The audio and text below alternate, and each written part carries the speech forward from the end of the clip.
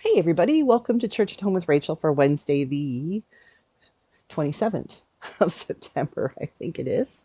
I'm glad you're here. I'm glad you're with me, and I hope you're enjoying this beautiful month. September and October are my favorite months. I know I've told you that before, but just excited.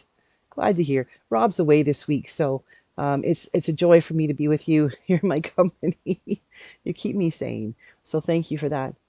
Um, Yesterday I talked about how do we discern what we're called to do as Christians? How do we discern how God is saying, yes, this is the path I want you to take. This is the way you need to go. The day before that, on Monday, I talked about but God, recognizing that we can turn things down, we can shut them down when God asks us to do something by saying, but God, I can't.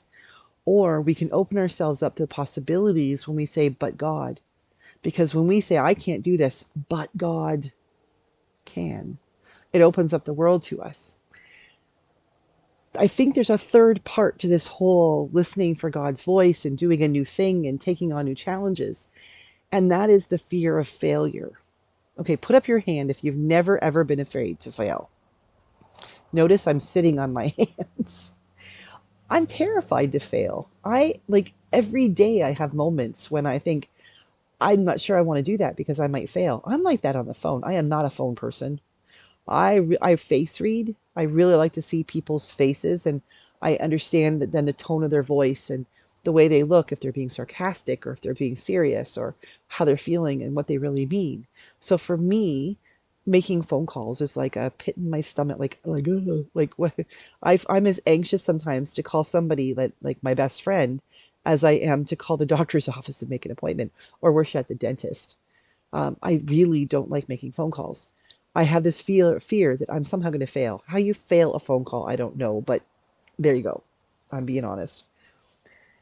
When we are afraid, when we fear that we're going to fail, we stop ourselves from being open to new opportunities. We for one thing, for instance, when Rob and I were on holidays this summer, we went to Mount Rushmore and we went to Keystone. And one day I just surprised and I said, you know what? I'm willing to spend an obscene amount of money. It's an obscene amount of money. American is going to be even more obscene when it's turned into Canadian funds and shows up on my credit card bill. But would you like to take an 8-minute helicopter ride around Mount Rushmore?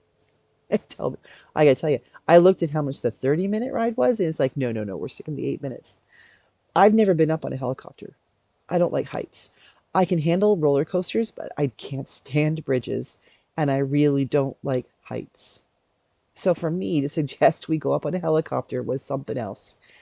Rob's been on helicopters so many times with the Navy that it's just, he's like old hat for him. 8 minutes is like, whatever. For me, 8 minutes was like, what am I going to do? And it was incredible. I loved it. I'd go up in a heartbeat again. I'd go up for half an hour if I could afford it, but it was really beautiful.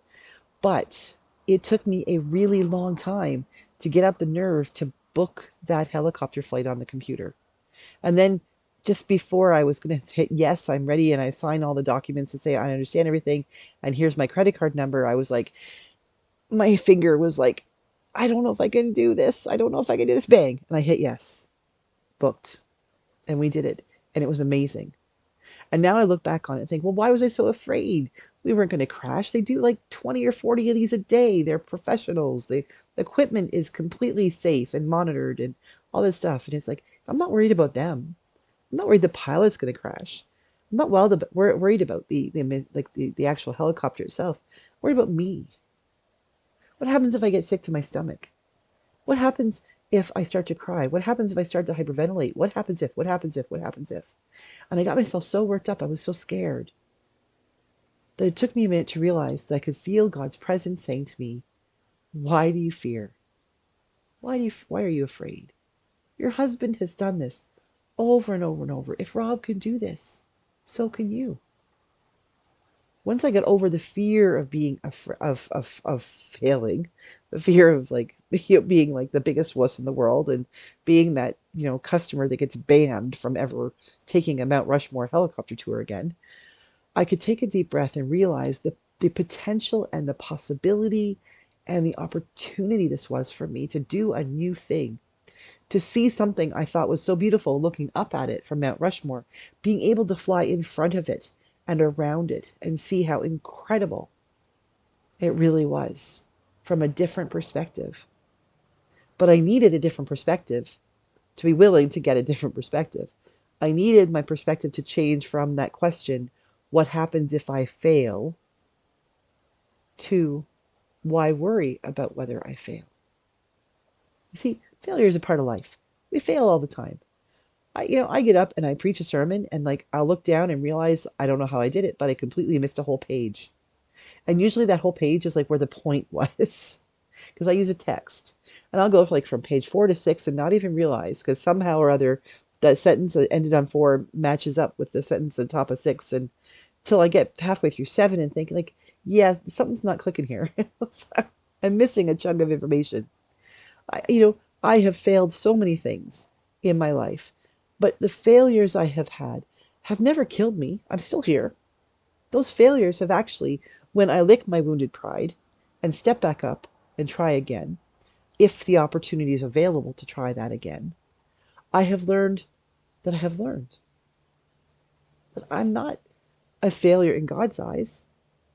I am just not perfect in God's eyes. I come from a place in my own self, and I don't know where it came from, but I really always think I have to be able to do something perfectly the first time. I want to ride a bike, and if I can't ride it perfectly the first time, then I'm a failure. I want to learn to knit, so I sit down and try to learn to knit, and I don't get it the first time, then I'm a failure. And it's not just I failed at that attempt, it's that I am a failure. I'm never going to be able to ride a bike or learn how to knit a sweater. It's taken me a whole lot of time. It's taken me 52 years to realize that nobody, except the odd, small, tiny percent of people who are prodigies in such areas, nobody gets it perfect the first time. Everybody has to try. But what we have to try hardest about to do is to get over the fear of failing. There's no shame in failing. Not if we've given it everything we've got. We need to not be afraid to fail. I am looking ahead in my life. You see, I'm going to live to be at least 140 years old because there's just too much stuff I want to do and experience and too many books to read. I'm just going to ask God to be patient, and when the time comes, just keep overlooking me as I sit in my wonderful, comfortable chair with a massive cup of tea and a pile of books that just keeps getting bigger.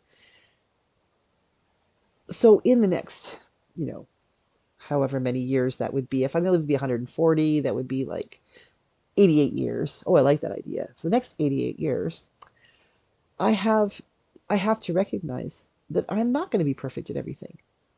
I'm going to have to try and try again. And if I don't, then I might as well die at 53. What's the point? I don't want to be a person who says to God, you screwed up, God, you didn't make me good enough. I want to be that person who says, God, you made me exactly the way I'm supposed to be.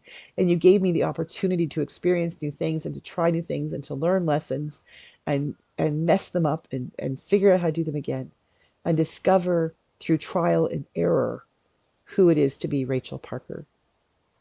I've got some big stuff looming in the future that scares the bejeebers out of me. But at the same time, it makes me really excited about the possibilities of who God is calling me to be. How am I called to serve? What does it mean to be Rachel Louise Parker as I grow older, more experienced, and recognize that the more experience I have, I'm only more aware that there are that many more experiences I need to have. We need to not be afraid to fail. We need to sort of switch the paradigm, change the narrative to say, don't be afraid to fail, isn't what we should be saying. Don't be afraid to try. Don't be afraid to try. If we fail, which we will, that just means we have another opportunity and we've already got a little bit of learning, so we won't make that mistake again. It's an opportunity to make different mistakes. Because I don't know about you, but I make different mistakes every day. And at the end of the day, I can usually have a good chuckle about them. Be yourself. Don't settle for anything less. Don't settle for quitting when you can try again. Just don't be afraid to fail. God bless. I'll see you again tomorrow for Church at Home with Rachel.